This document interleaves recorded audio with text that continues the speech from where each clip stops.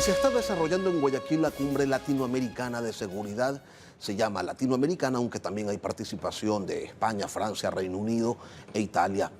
En ella está presente y participa Juan José Santibáñez Antúnez, ministro del Interior de Perú, quien ha tenido la deferencia de acompañarnos esta mañana en los estudios. Ministro, muy buenos días, bienvenido a Contacto Directo. Muy buenos días, muchísimas gracias por la invitación.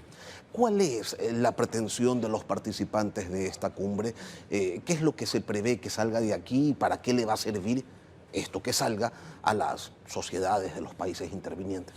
Bueno, a ver, esta cumbre resulta ser muy importante porque lo que pretende es fortalecer una alianza estratégica entre los países participantes, el Banco Mundial y el BID, ¿no? Con la finalidad de poder obtener mayores recursos en la lucha contra la criminalidad.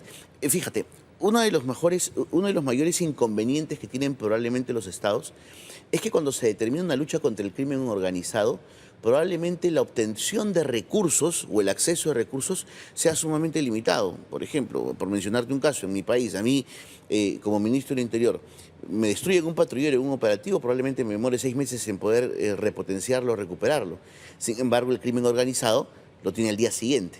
Entonces, ese acceso de recursos a veces resulta ser limitado para combatir la criminalidad y la delincuencia común. Entonces, ¿y tienen dimensionado de cuánto están hablando cuando dicen poder acceder a mayores recursos? Bueno, lo que pasa es que yo creo que depende de cada país. Por ejemplo, nosotros en este momento en Perú estamos desarrollando con el Banco Interamericano de Desarrollo un programa que se denomina Perú Seguro.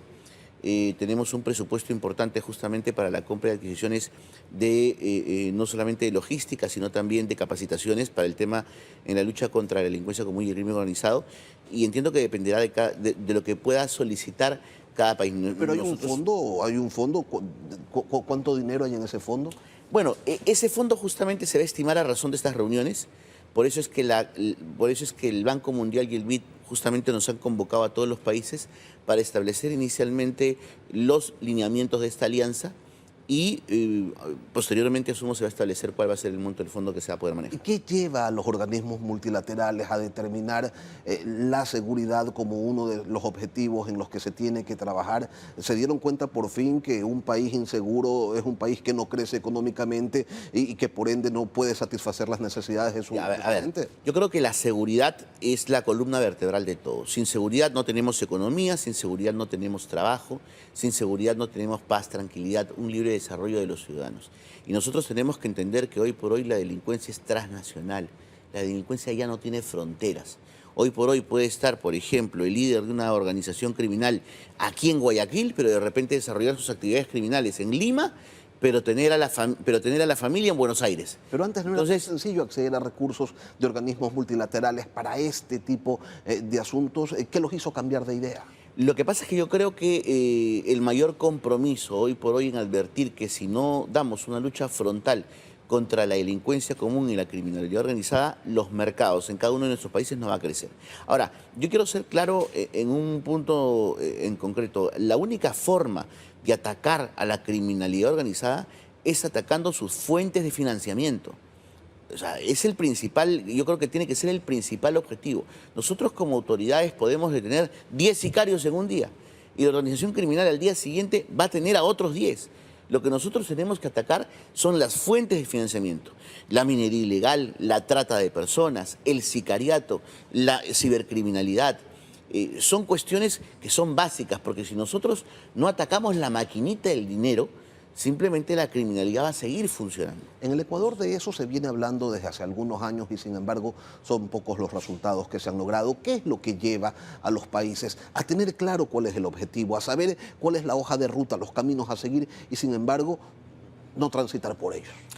A ver, yo he sido sumamente a veces crítico de las actuaciones por parte de un gobierno frente a la lucha contra la criminalidad y la delincuencia común. Yo creo que absolutamente todos los ciudadanos están cansados de las políticas de Estado tratadas detrás de un escritorio. Soy un convencido, y eso lo practico en mi país, que un ministro de Estado, sobre todo un ministro del Interior o de Seguridad Pública, tiene que estar al frente de su policía. Y tiene que salir a luchar y salir a perseguir el delito. Nosotros hemos iniciado la gestión desde hace ya varios meses con una consigna. Nosotros en Perú salimos a cazar delincuentes, no esperamos que nos toquen la puerta. Salimos a cazarlos. ¿Y desde qué hora empieza esa cacería? Desde las 4 de la mañana. Tenemos un operativo que se llama Amanecer Seguro. Amanecer Seguro implica que la Policía Nacional de Perú esté en distintos departamentos del país, en las distintas regiones y en los distintos distritos desde las 4 de la mañana.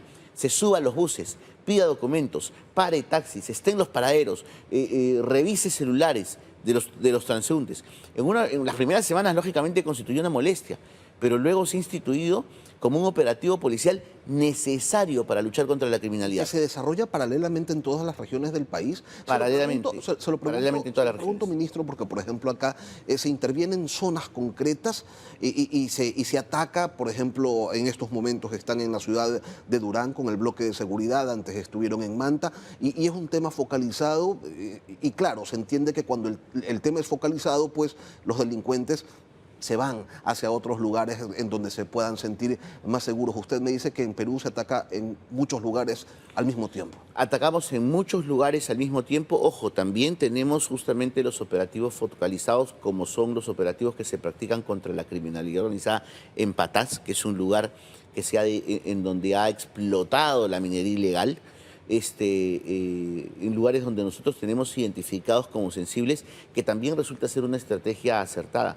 Yo creo particularmente lo que nosotros hemos podido advertir y conocer de la lucha frontal contra la delincuencia que se está dando aquí en Ecuador. Yo creo que los resultados están siendo óptimos internacionalmente. Ustedes fueron, digamos, fueron partícipes y protagonistas hace pocos meses de una penosa toma, ¿no?, de un canal que fue un tema internacional y fue sumamente comentado. Y yo creo que las decisiones que se dieron en su oportunidad involucrando a los diversos actores de la política nacional, como es el Poder Legislativo, el Poder Judicial, son acciones absolutamente necesarias para luchar contra el crimen. Si no se involucran todos los actores, esto no funciona. Ministro, se habla desde hace mucho tiempo de la lucha contra el narcotráfico. Esa postura, esa posición de guerrear contra el narcotráfico, ¿sigue teniendo sentido? Se lo pregunto porque todo el mundo le apuesta a esa guerra, pero todo el mundo la está perdiendo. Yo creo que hace muchísimos años el narcotráfico probablemente constituía una de las principales o la principal fuente de financiamiento de las organizaciones criminales. Yo hoy considero que es importante, pero no la más importante. Quizás, al menos en el ámbito, por ejemplo, peruano, la trata de blancas, la extorsión y el secuestro se han convertido hoy en las fuentes de financiamiento más importantes de las organizaciones. Lo que pasa es que se han diversificado, pero eso no significa que se haya dejado de producir. Exacto. Drogas. Nosotros, ahora la lucha contra el narcotráfico no puede detenerse. Igual tiene que mantenerse porque sigue siendo una industria delictivamente rentable y es una de las industrias que probablemente más daños en lo que respecta, digamos, a daños críticos ha causado a nuestras economías. Ministro, pero ¿qué hace un Estado ante el narcotráfico? ¿Lo trata de controlar porque eliminarlo no puede? ¿Cuál es el principio? ¿Bajarle el tono? ¿Evitar que se tomen las instituciones del Estado? ¿Cuál es el objetivo? Bueno, nosotros, por ejemplo, en Perú lo que hemos hecho es, tenemos un plan muy, muy poderoso de erradicación de plantaciones de la hoja de coca, que es el principal insumo para la producción de la pasta básica de cocaína. Tenemos un programa que es el programa CORA. Estamos empeñados, por ejemplo, este año en generar una reducción de plantaciones de aproximadamente 30.000 hectáreas. Venimos trabajando durante todo el año y contamos en este caso con el apoyo del gobierno de los Estados Unidos. Adicionalmente, en algunas partes funciona y en otras partes no, por ejemplo en Amazonas, en Bajo Amazonas. En el Amazonas esencialmente. Eso es vinculando el tema específicamente a una región. Por otro lado, tenemos la lucha frontal igualmente de la Policía Nacional y de nuestras Fuerzas Armadas destinadas a destruir, por ejemplo, las pistas de aterrizaje clandestinas, los laboratorios clandestinos, que ya no están específicamente vinculados a un tema de erradicación de plantaciones, sino a un ataque directo contra el sistema de producción. En tercer lugar, un control absoluto de los insumos químicos que pueden ser utilizados para la producción de la pasta básica. Y esto ya se hace en aduanas y en las ciudades. nosotros sabemos que para la producción de la pasta básica es importante no solamente estas plantaciones, sino también el acceder a determinados insumos que tienen que estar controlados. El control que ejercemos sobre la adquisición, la distribución y el suministro de esos insumos nos permite reducir la valla de producción de las pastas básicas. Entonces tenemos que atacarlo por varios, tenemos que atacarlo por varios lugares. ¿Dónde se ubica hoy Perú? ¿Es un país productor de cocaína? ¿Es un país de paso? A ver, Perú ha sido un país siempre considerado de producción, pero nosotros estamos en todos los esfuerzos para reducir considerablemente esa brecha. Como te digo, nos propusimos este año alcanzar entre las 25.000 y 30.000 hectáreas para la erradicación de la hoja de coca.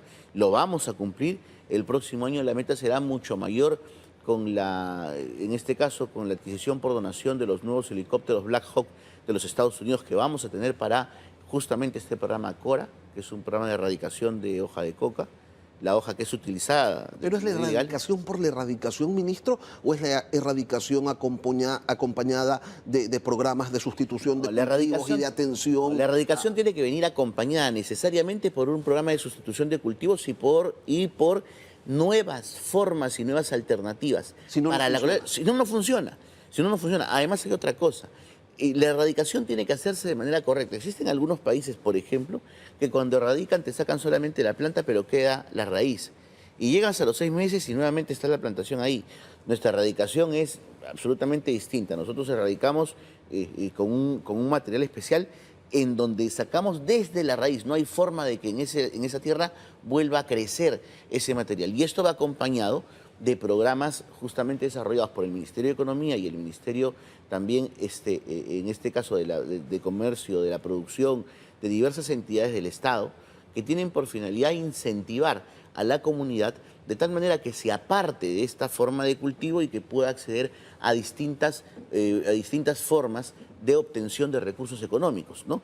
Las plantaciones de café, las plantaciones de cacao, lo que pueda, en este caso, dar la tierra, porque sabemos que es absolutamente distinto, o incluso el desarrollo de otras actividades económicas que nos permitan que se aparten, en este caso, de la que estaban desarrollando. Usted me cuenta de los pasos, sin duda positivos, que están dando allá en el Perú, ministro, pero en marzo la Sociedad Nacional de Industrias de su país señaló que la criminalidad y la delincuencia había generado pérdidas en el 2023 que representaban 3 puntos del Producto Interno Bruto. Eso es algo muy grande en una economía como la peruana. ¿Cuáles han sido las razones que llevaron a que más del 60% de la población de los peruanos considere pues, que la inseguridad, que la delincuencia es el principal de sus problemas? Bueno, definitivamente nosotros no podemos negar que la percepción de inseguridad es bastante grande. Yo creo que no solamente en el Perú, esto es un problema de toda Latinoamérica. Sí, sin duda. La delincuencia transnacional hoy por hoy está atacando a todos nuestros países y es algo que nosotros discutíamos muchísimo. Nosotros estamos haciendo absolutamente todos los esfuerzos para reducir hoy por hoy no solamente esta percepción de inseguridad, sino también, como reitero, dándole una lucha frontal a la delincuencia.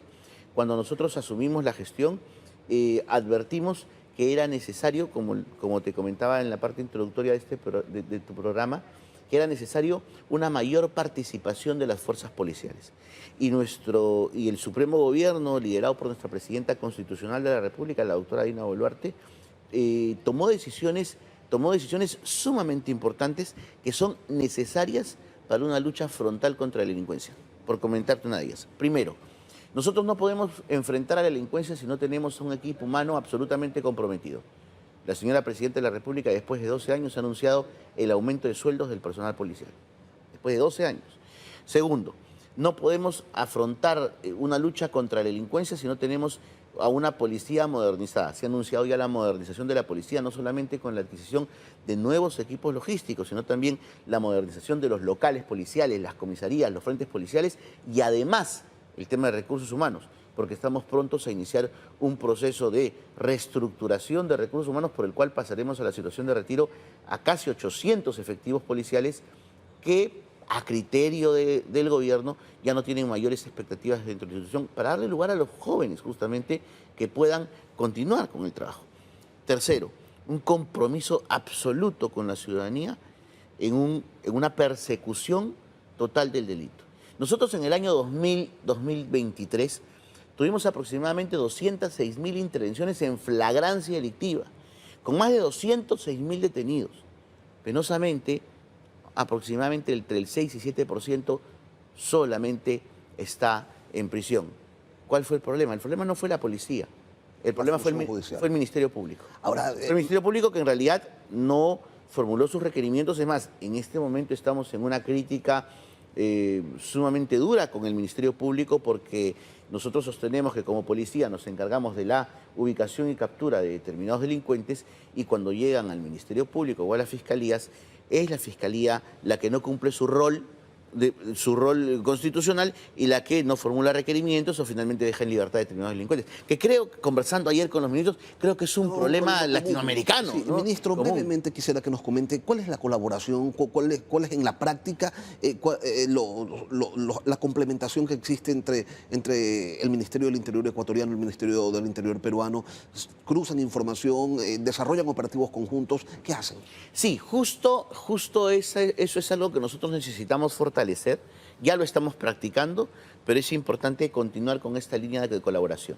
La idea es que en el paso fronterizo podamos desarrollar labores conjuntas con la finalidad de proteger esencialmente a nuestros países, por ejemplo, de una inmigración no autorizada, inmigración no deseada. Sí, pero eso es en primer lugar. Por los pasos fronterizos no claro, pasa pues el cargamento de cocaína, ni pasa no, tampoco las armas. En segundo lugar, desarrollar actividades policiales que tengan como intención justamente lo que acabas de referir, la interdicción de no solamente insumos químicos, sino también interdicción e incautación también de material que esté vinculado a las organizaciones criminales. Estamos hablando desde pasta básica de cocaína hasta armamento. Y hay que reconocer, ministro, que fronteras tan amplias como la que tenemos entre Ecuador y Perú, pues son incontrolables. Sí, claro. Y en tercer lugar, mira, un compartimentaje de la inteligencia, que es lo más importante. Sin inteligencia no podemos hacer nada. Y lo que acabas de referir es cierto, o sea, nuestros límites son bastante amplios, pero tenemos que procurar tratar de reducir esa brecha. Yo creo que la lucha frontal, en este caso, contra la delincuencia, que nos permita a ambos países contribuir y generarnos información de manera recíproca, va a finalmente dar frutos en esta lucha frontal contra el crimen organizado, que es sumamente importante y que es absolutamente necesario. Lo esperan los peruanos, lo esperamos los ecuatorianos, y quiero agradecerle a Juan José Santibáñez Antúnez, ministro del Interior del Perú, por acompañarnos hoy aquí en Contacto. Muchísimas gracias. A usted, ministro.